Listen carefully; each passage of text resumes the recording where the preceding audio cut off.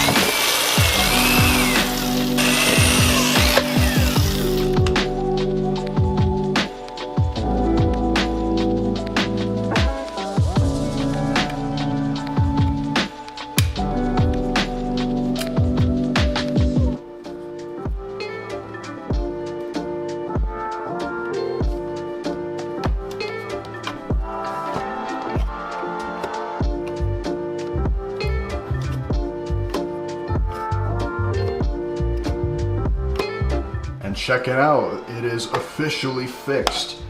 For the most part, the top door looks pretty good, but the bottom door, as you can see, just opens up on its own as it gets tilted because there is no spring over here. But that's alright, I'll fix it another day, but for now, I now have a door again.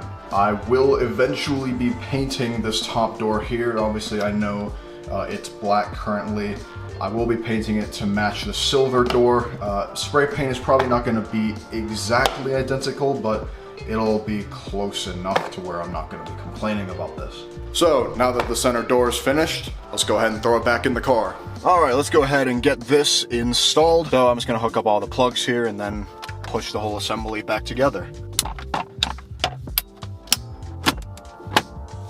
And just like that.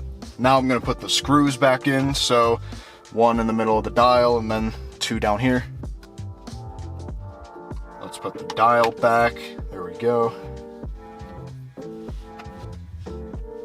Last step is to clip this back into place.